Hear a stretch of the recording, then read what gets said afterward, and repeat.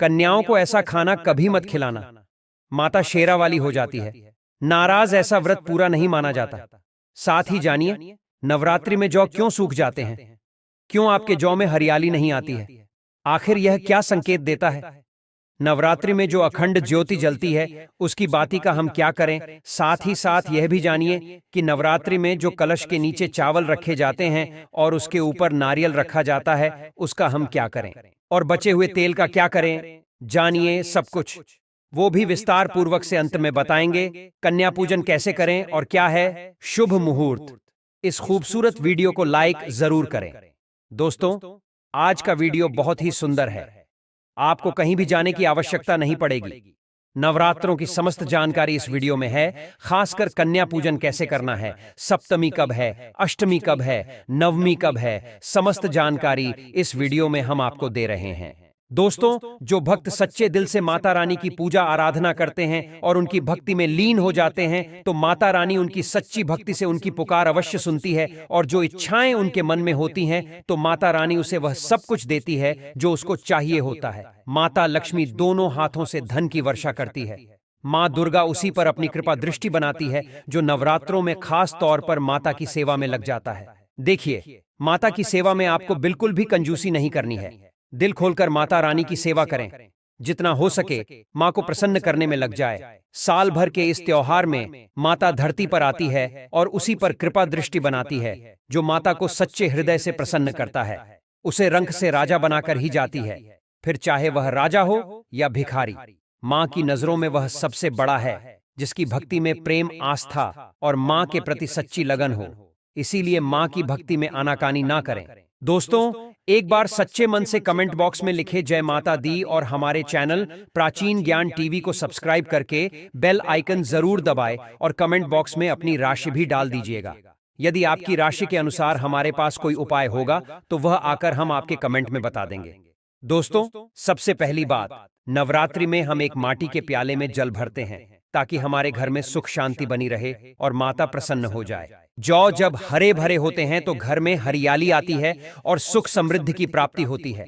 जब जौ हरे भरे होते हैं तो समस्त देवी देवता खुशियां मनाते हैं और घर की उन्नति के लिए कामनाएं करते हैं, आशीर्वाद देते हैं। हरे भरे जौ में साक्षात माता रानी अपने 9 स्वरूपों के साथ खेलती हैं और घर में सुखों की बारिश होती है तथा धन की बारिश होती है।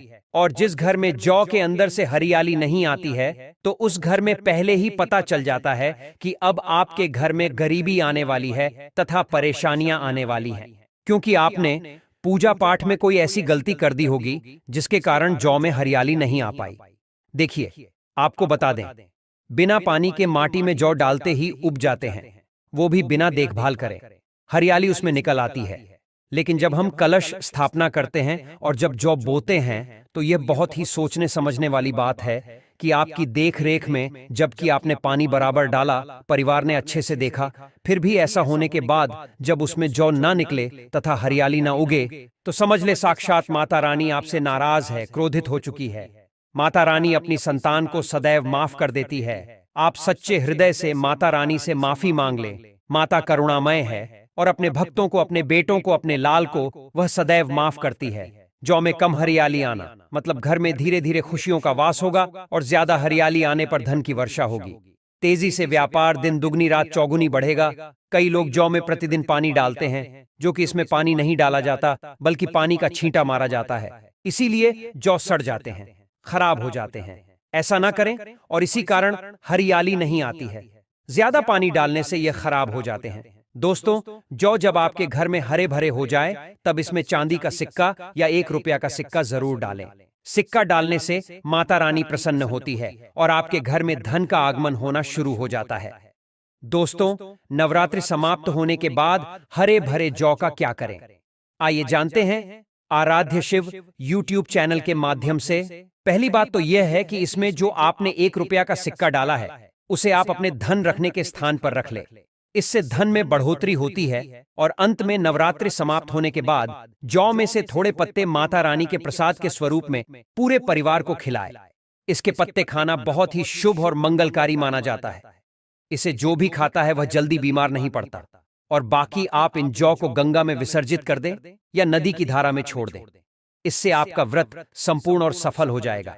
दोस्तों, कई लोग अपने घर में अखंड ज्योत चलाते हैं और जो बाती होती है तथा तेल बाती उसे कई लोग इधर उधर फेंक देते हैं या अपने घर में संभाल कर रख लेते हैं या फिर पानी में डाल देते हैं, जो कि इससे आपको कोई फायदा नहीं होता।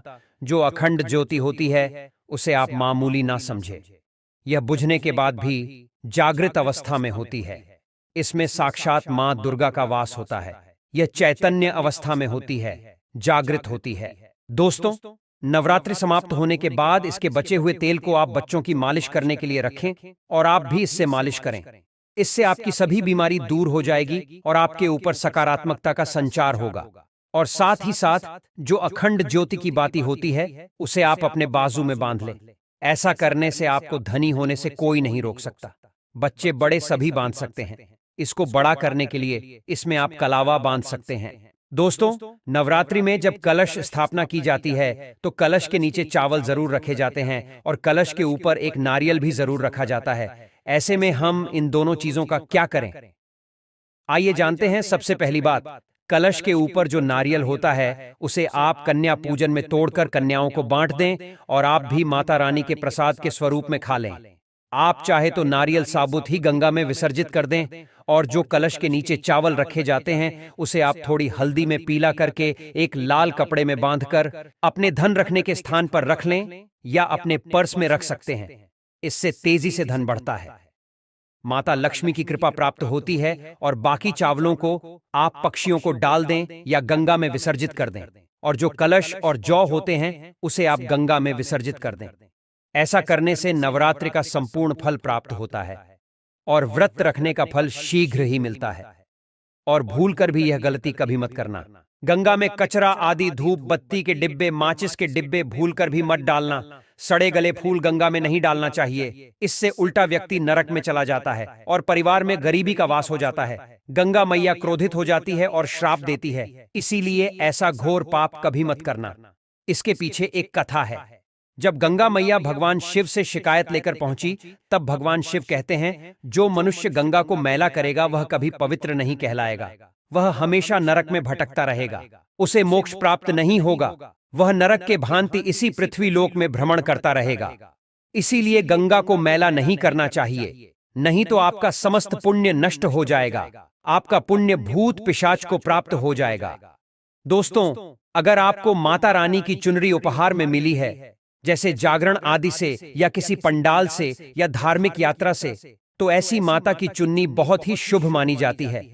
इससे आपका वैवाहिक जीवन सफल हो जाता है। माता रानी की चुन्नी को आप संभाल कर रखें। इसे आप करवा चौथ पर, वट सावित्री व्रत आदि में या किसी पर्व पर, त्योहार में अवश्य पहने। इसमें माता रानी का आशीर्वाद होता है जो आपको प्राप्त हुआ है। ऐसी चुनरी सदैव संभाल कर रखें, क्योंकि माता की चुनरी जागृत अवस्था में होती है। इसे मामूली ना समझे। नवरात्रों में चाहे कुछ भी कर लेना, लेकिन यह कार्य जरूर करना। बिन पूजा पाठ के ही सारा फल मिल जाता है। आप चाहे कुछ करें या ना करें, लेकिन नवरात्रों में यह एक काम जरूर कर लेना। मैं माता रानी की सौगंध खाता हूँ, माता लक्ष्मी खुद आपके घर में चलकर आएंगी। आगे आपकी मर्जी। दोस्तों, नवरात्रि में बिना व्रत बिना पाठ के आपको संपूर्ण नवरात्रि का फल मिल जाएगा। ये वीडियो ध्यान से देखना।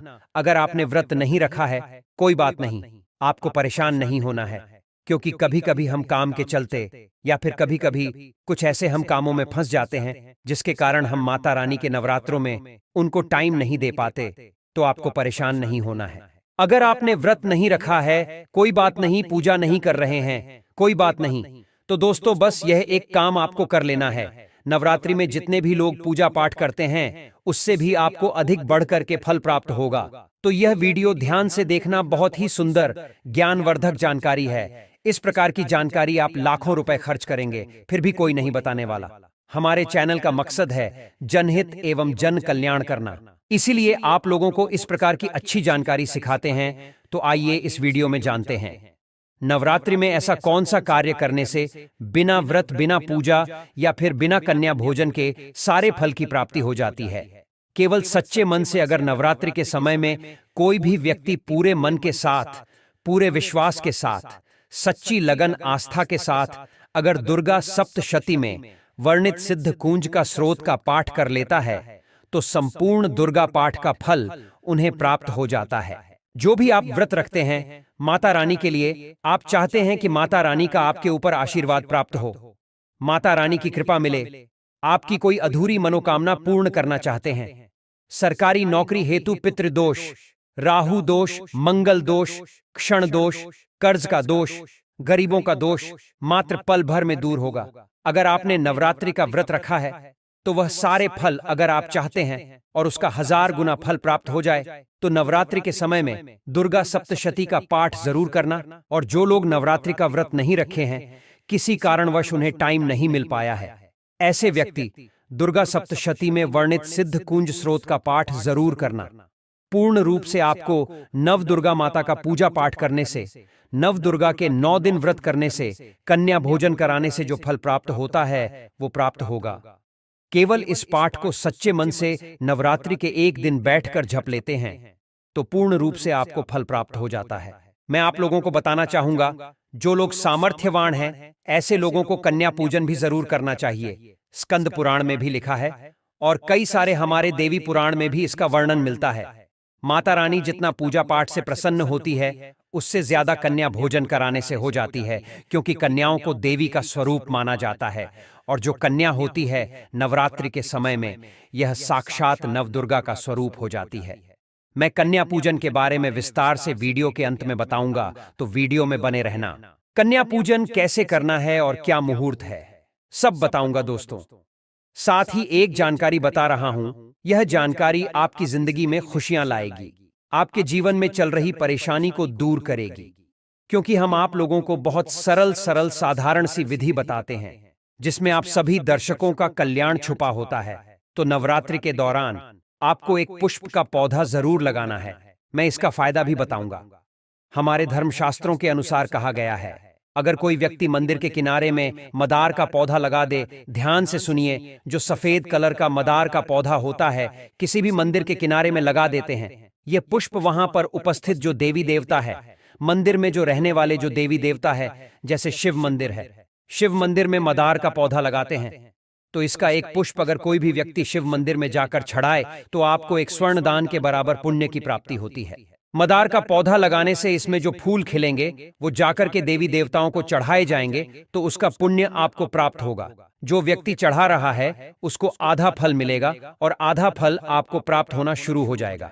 तो मदार का पौधा अगर कोई भी व्यक्ति नवरात्रि के समय में किसी भी शिव मंदिर या माता रानी का मंदिर है उनके समीप लगाता है तो अक्षत पुण्य की प्राप्ति होती है। ना इसमें आपको व्रत करना है, ना पूजा पाठ करने की जरूरत है, बस आप जो है कोई भी फूलों का पौधा लगा सकते हैं।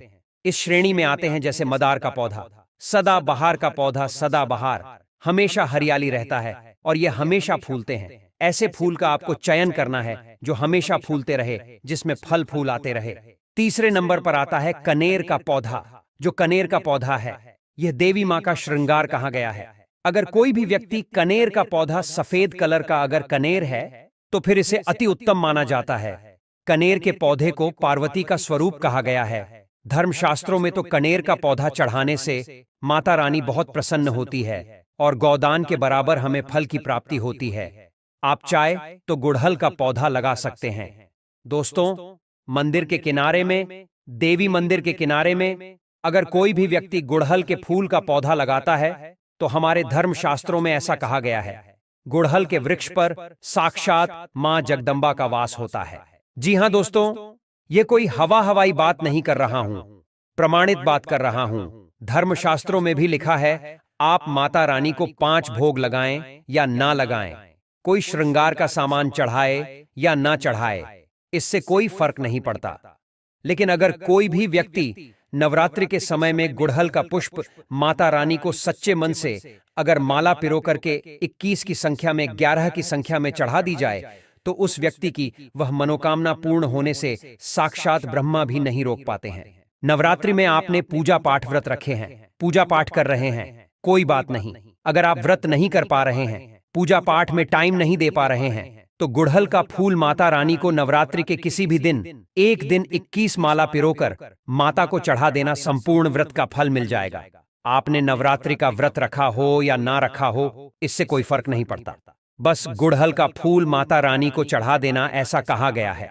कोई व्यक्ति अपने जीवन काल में अगर नवरात्रि के समय में गुड़हल का पौधा लगा देता है और इस पौधे में फूल आना शुरू हो जाते हैं और ये फूल अगर देवी देवताओं को चढ़ना शुरू हो जाते हैं तो माता रानी आजीवन आपकी बिल्कुल ही मदद करेंगी, आपके ऊपर अपनी कृपा बरसाएगी, आपको अपना पूर्ण आशीर्वाद देंगी और जब तक आप इस संसार में जिएंगे कभी भी निर्धन नहीं रहेंगे। दोस्तों देखिए, आपको वीडियो के बीच में बताया था कि कन्या पूजन 2024 में कब है और क्या है शुभ मुहूर्त, आइए जानते हैं। लेकिन याद रहे, कन्याओं को ऐसा खाना कभी मत खिलाना, नहीं तो उल्टा आप बर्बाद हो जाओगे।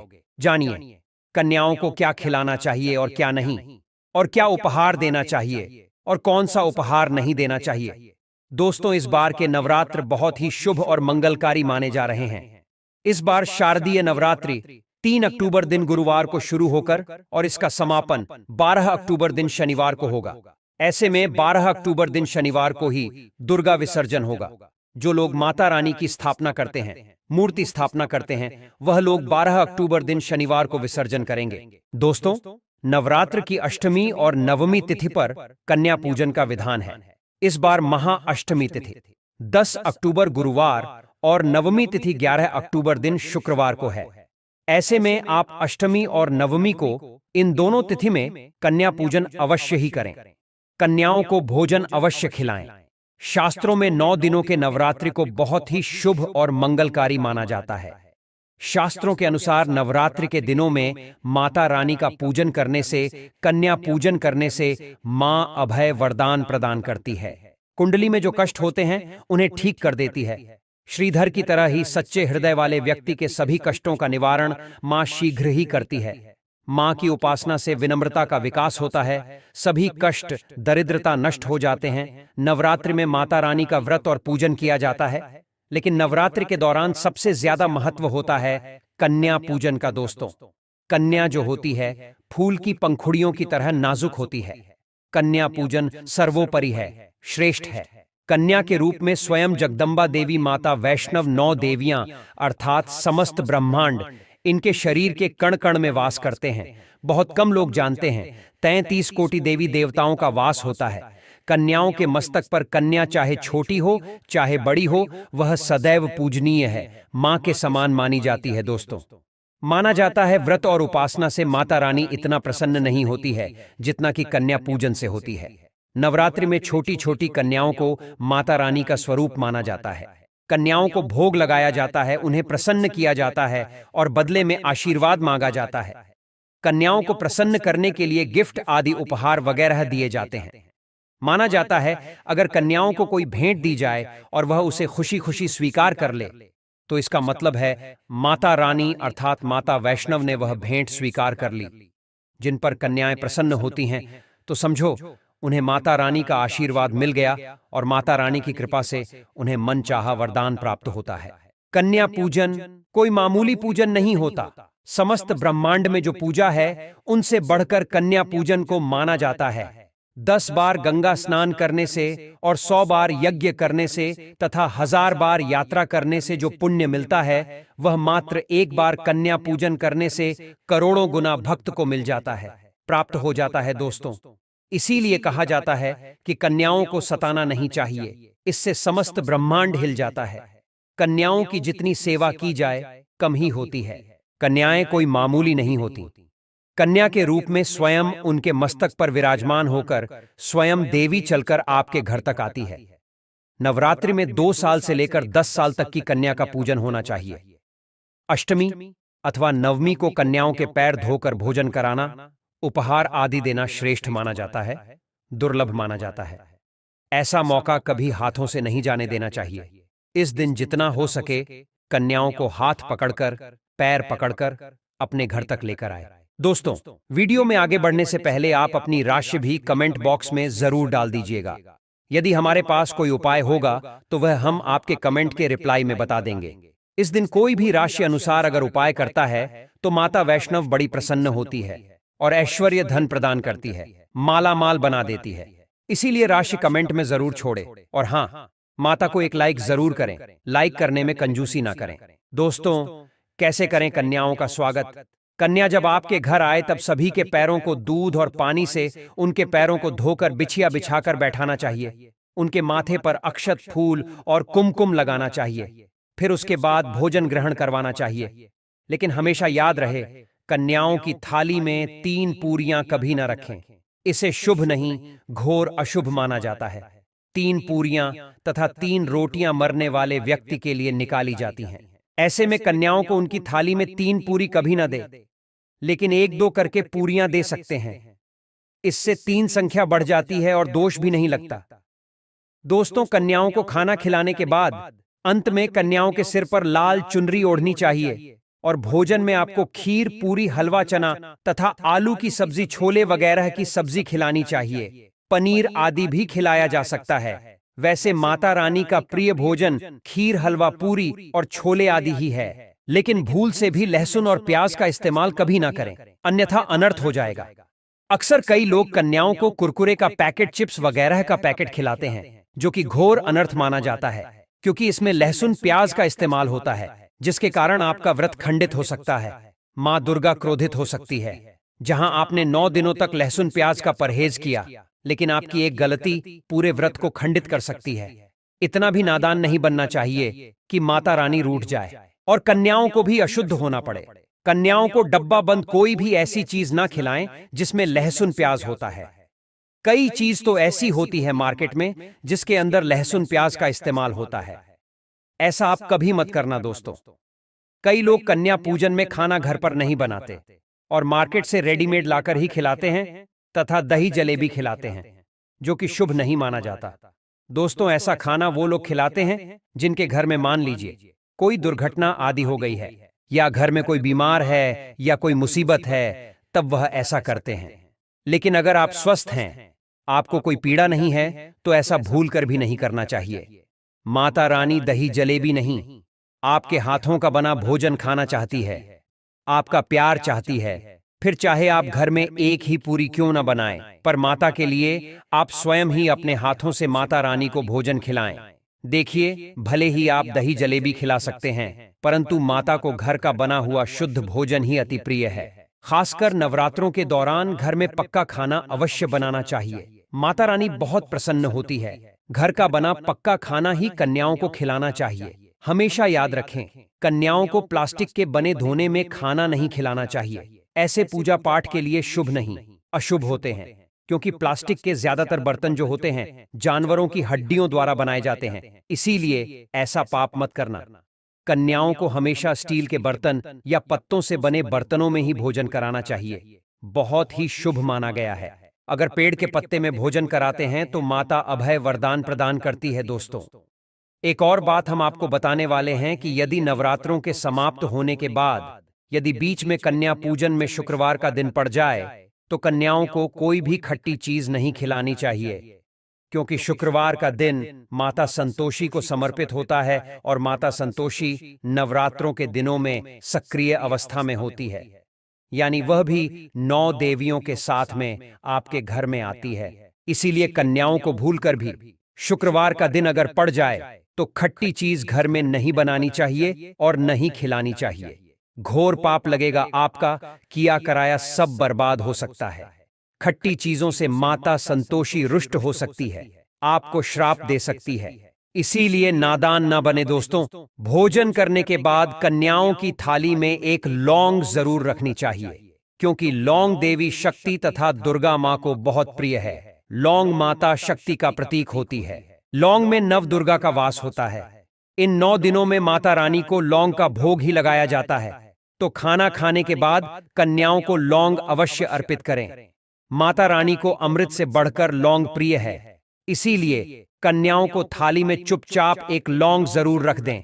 आपका भाग्य चमक जाएगा। माँ लक्ष्मी आपके जीवन में धन की कोई भी कमी नहीं होने देगी। दोस्तों, आपको बता दें, कन्याओं को उपहार में क्या दें। कन्याओं को खुश करने के लिए उनकी थाली में दक्षिणा डालें, ताकि आपके घर में संपन्नता बनी रहे तथा धन की कोई भी कमी ना हो।